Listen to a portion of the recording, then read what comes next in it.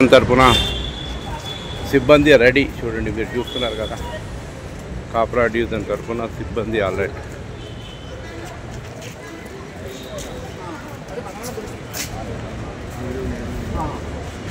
చూడరా భయ్. ఇళ్లలోకి వెళ్ళిపోమనాలి. ఇక్కడ సేఫ్ హౌసెస్ ఉంటాయి జనరల్గా, మనకంటే ఇప్పుడు లేవు. ఇళ్లలోకి వెళ్ళిపోమని చెప్పాలి. ఇళ్లలోకి వెళ్ళిపోయి అందరినీ డోర్స్ లాక్ చేసుకోమని చెప్పాలి. విండోస్కి దూరంగా ఉండాలని చెప్పాలి. మన గ్యాస్ కనెక్షన్స్ అవి ఏమి ఉంటాయి కదా, అవి కూడా ఆఫ్ చేసుకోమని చెప్పేసేయాలి వెంటనే. ఎందుకంటే ఎక్స్ప్లోడ్ అయినప్పుడు ఏమేం కాకుండా. సో చేసి వెంటనే ఏం చేయాలంటే మీరు కమాండ్ కంట్రోల్కి ఫోన్ చేస్తారు అనమాట. ఫోన్ చేసి ఇట్లా జరిగింది మాకు అంటే వాళ్ళు వెంటనే వచ్చేస్తారనమాట. నెక్స్ట్ అట్లా బాంబు పేలినప్పుడు అక్కడ అక్కడ సిచ్యువేషన్ ఎట్లా ఉంటుంది అంటే, ఒక బాంబు పడిపోయింది అంటే బిల్డింగ్స్ ఉంటుంది, నెక్స్ట్ ఒక ఫైర్ అవుతుంది, నెక్స్ట్ ఆ రోడ్ల మీద పడినప్పుడు ఆ రోడ్లంతా బ్లాక్ అయిపోతాయి, మొత్తం ఆ రబ్బులు ట్యూబ్స్ అన్నీ పడిపోతూ ఉంటాయి. ఇంకా ఈ టెలిఫోన్ కమ్యూనికేషన్ లైన్స్ కానీ ఏమైనా సైరన్ వచ్చిన తర్వాత ఒక ట్రాకర్ పెడుస్తాము. ఆ తర్వాత ఒక ఫైర్ అవుతుంది. ఆ కాగానే మనకి ఇన్ఫర్మేషన్ వస్తుంది. ఈ వీళ్ళు మన ఈ వార్డెన్స్ ఎవరైతే వెల్ఫేర్ అసోసియేషన్ వాళ్ళు ఉన్నారో వాళ్ళందరినీ తీసుకొని అందరూ వెళ్ళిపోండి, ఇక్కడ ఈ పాత్వేలో కానీ ఎక్కడ ఉండొద్దు, అందరూ వెళ్ళిపోండి, సేఫ్ జోన్స్లోకి వెళ్ళిపోండి, రూమ్లలోకి వెళ్ళిపోండి, కలుపులు వేసుకోండి, కిటికీలకు దూరంగా ఉంటుంది, అద్దాల్లో కాకుండా అని చెప్తారు. ఇక్కడ కొంతమంది తిరిగే వాళ్ళకి కొంతమంది ఇంజర్ కూడా అవుతాయి. సో ఇవన్నీ చేసాము మనము. ఇప్పుడు కొంచెం బెటర్గా చేద్దాము.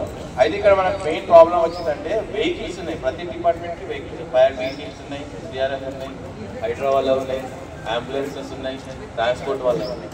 ఇవన్నీ ఎట్లా వస్తున్నాయి ఏంటి అనేది మనకి అర్థం కావట్లేదు. సో ఫస్ట్ ఇప్పుడు మనం ఒక ఆర్గనైజ్డ్గా మనము వెహికల్స్ ఎట్లా రావాలి, అక్కడ నుంచి రావాలి వెహికల్స్. సో మనం ఏం చేద్దామంటే ఆ ఓపెన్ స్పేసెస్లో వెహికల్స్ పార్క్ చేస్తున్నాం, ఇటు కొన్ని. ఒక 2 fire vehicles, first fire vehicle వస్తుంది, ఫస్ట్ అంబులెన్స్ వస్తుంది. ఓకే, అంబులెన్స్ ఫైర్ వెహికల్ ఇటు ఒకేసారి రావచ్చు. మీరు మేడం మీరు అంబులెన్స్ ఇటు అంబులెన్స్ పెట్టుకోండి, ఇటు ఫైర్ వెహికల్ పెట్టుకోండి. ఫస్ట్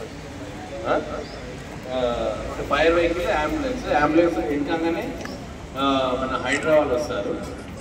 హైడ్రా ఫస్ట్ మన హైడ్రా కాగానే ఇక్కడ యాక్టివిటీస్ చేసేస్తూ ఉంటారు మన వార్డెన్ వాళ్ళు వీళ్ళంతా. ఇందులో ఫైర్ వెహికల్ వస్తుంది. ఫైర్ వెహికల్ రాగానే ఇక్కడ ఫైర్ ఒకటైతే పుట్ ఆఫ్ చేసేసి వాటర్ స్ప్రే చేస్తూ ఉంటారు. అందులో అంత సేమ్ జస్ట్ ఒక 10 సెకండ్ గ్యాప్లో అంబులెన్స్ వచ్చేస్తుంది. అంబులెన్స్ రాగానే మీరు మీ మెడికల్ సర్వీసెస్ స్టార్ట్ చేసేస్తారు. మీ మెడికల్ క్యాంప్ అది మీ మెడికల్ సర్వీసెస్ స్టార్ట్ చేసేస్తారు. ఆ తర్వాత హైదరాబాద్ వస్తారు, వాళ్ళు చేసేస్తారు. అందరం ఒకసారి మనం బ్రీఫింగ్ చేసుకుందాము. ఆల్ డిపార్ట్మెంట్ వైజ్ ఒకసారి మనం కరెక్ట్ అసెంబ్లీ అయితే మన రూల్స్ ఏంటి అనేది.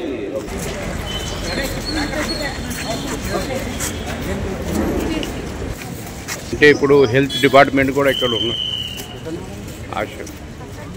హెల్త్ డిపార్ట్మెంట్ వాళ్ళు కూడా ఇక్కడ సిద్ధంగా ఉన్నారు. అన్ని కిట్లు చూడండి, ఈ విధంగా కిట్లు కూడా రెడీగా ఉన్నాయి. హెల్త్ డిపార్ట్మెంట్ మొత్తం సిద్ధంగా ఉంది.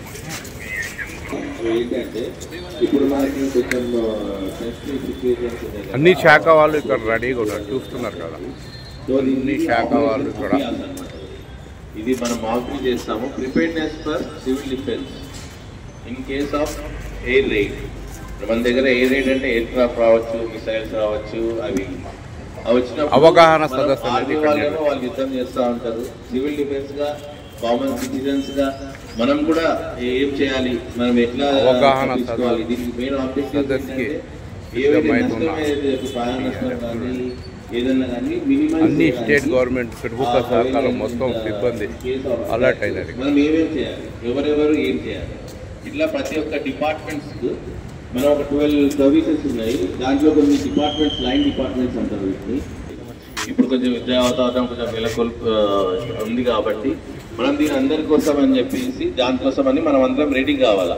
మన ప్రజలంగానే as a government servants belonging to different departments మనము ప్రజలకి ఎట్లాంటి నష్టం కాకుండా తగినంత సేవ చేసి ప్రాణ నష్టము, దెబ్బలు అవి ఏం జరిగినా కానీ మనము తగ్గించడానికి మనం ఏం చేయాలి. ఇది ఒక ట్రైనింగ్ లాగా ఉంటుంది, ఒక అవేర్నెస్ లాగా ఉంటుంది, ఒక మాక్ డ్రిల్. ఇది మొట్టమొదటి ఇంకా ఫ్యూచర్లో చాలా వారం వారంకు 2 వారాలకు 10 రోజులకు జరుగుతూనే ఉంటాయి. మన ప్రజలని మనం కాపాడుకునే బాధ్యత మనం ఉంది కాబట్టి ఇదంతా మనం చిత్తశుద్ధితో చేస్తాము.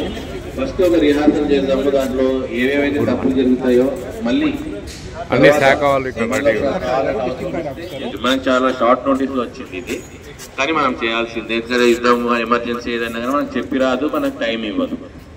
సో మనం ఇమ్మీడియట్గా స్టార్ట్ చేసేయాలి. సో దీంట్లో మనకు మెయిన్ డిపార్ట్మెంట్స్ ఫస్ట్ ఎన్డీఆర్ఎఫ్, మనకి రెస్క్యూ సర్వీసెస్, ఎన్డీఆర్ఎఫ్, హైడ్రా వీళ్ళు సర్చ్ అండ్ రెస్క్యూ చేస్తారు.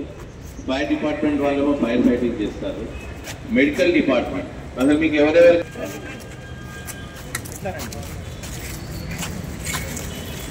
మెడికల్ ఎమర్జెన్సీ వచ్చినప్పుడు మాఫింగ్ చేస్తారండి మీరు జనరల్ మాఫింగ్ ఐడియా ఉందా? ఎవరైనా ఒకరు వచ్చి మీరు ఏం చేయగలరు, ఏం చేయాలి అనేది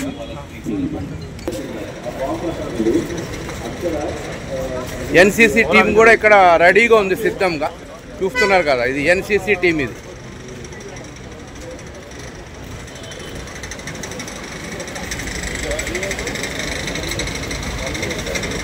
అన్ని శాఖలకి సంబంధించిన భద్రతా వలయంలో ఎన్సీసీ టీం ఇది.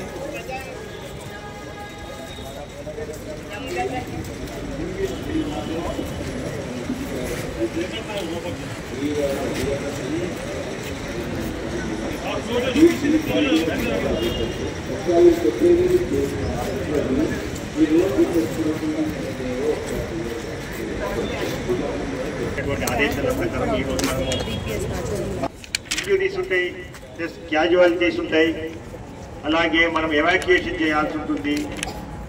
అంటే రకరకాలుగా మనం చేయాల్సి ఉంటుంది. మేజర్గా 12 డిపార్ట్మెంట్స్, 9 డిపార్ట్మెంట్స్ పార్టిసిపేట్ అవుతుంది. ఈ వీళ్ళు కూడా సిద్ధంగా ఉన్నారు. 9 డిపార్ట్మెంట్ యాక్టివిటీస్ ఎలా చేయాలి అనేది ఒకసారి మీకు బ్రీఫ్ చేస్తాను.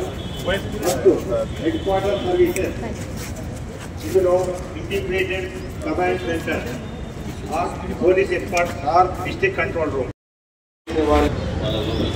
వాళ్ళకి ఎట్లాంటి ఇన్ఫర్మేషన్ ఇచ్చిన తర్వాత మీరు బయటకు రాకూడదు, రాంగ్ యూజ్ చేయకూడదు. వాళ్ళందరికీ కాంపౌండ్ భయం లేదు.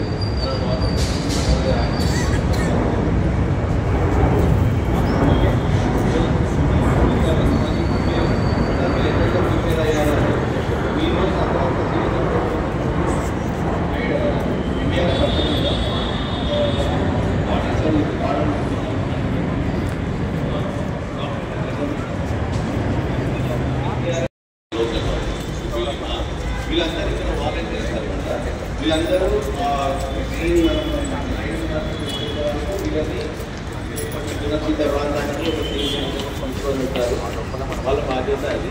సో ఇప్పుడు మనకి అక్కడ నుంచి ఇన్ఫర్మేషన్ వస్తుంది. అన్ని line departments, IT control room నుంచి, కమాండ్ కంట్రోల్ సెంటర్ నుంచి ఇన్ఫర్మేషన్ వస్తుంది. ఇట్లా సేఫ్ కవర్ ఆయన దగ్గర ఇట్లా జరిగింది. సో అన్ని డిపార్ట్మెంట్ ప్రజెంట్లీ మాకు ఇక్కడ మాక్ డ్రిల్ వచ్చేసి మా రోల్ వచ్చేసి ఇక్కడ ఏదైతే ఉందో మా క్లియరెన్స్ చేయడం, ట్రాఫిక్ క్లియరెన్స్ చేయడం, ప్లస్ ఏదైతే మనకు రెగ్యులర్గా వెళ్ళే వెహికల్స్, మన డిపార్ట్మెంట్ వెహికల్స్ కానీ ఏమన్నా ఎంట్రీ అండ్ ఎగ్జిట్ మేము క్లియరెన్స్ ఇవ్వాల్సి వస్తుంది. ప్లస్ లోకల్గా ఉన్న పబ్లిక్కి చావోస్ కాకుండా వాళ్ళకి మేము మనోధైర్యం ఇచ్చేసి వాళ్ళకి ఉండాల్సి వస్తుంది. ప్లస్ మీతో పాటు మేము కోఆర్డినేట్ చేసుకొని ఇంజూర్డ్ పర్సన్స్ని కానీ కన్సర్న్ షెల్టర్ హోమ్స్కి మేము తరలించే టైంలో మీతో పాటు మేము పార్టిసిపేట్ చేయాల్సి వస్తుంది. ప్లస్ మా స్టాఫ్ వచ్చేస్తే జంక్షన్స్లో కానీ ఇక్కడ ఇక్కడైతే మన అపార్ట్మెంట్స్లో కానీ లోపల కానీ ప్రతి చోట మా స్టాఫ్ ఉంటారు. మీతో పాటు కోఆర్డినేట్ చేస్తారు. మీ ప్రతి డిపార్ట్మెంట్లో మేము కోఆర్డినేట్ చేసుకొని మీతో మేము ముందుకెళ్తాం. ఈ కోఆర్డినేషన్ అనేది మాకు లోకల్ పోలీస్కి చాలా ఇంపార్టెంట్. ఓకే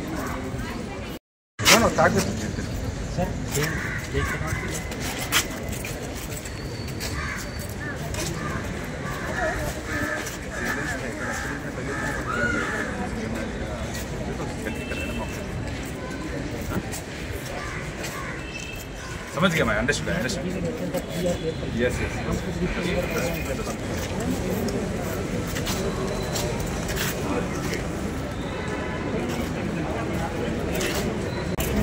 పరిమితంగా సునీల్ గెట్ యూట్యూబర్ తెలుసా?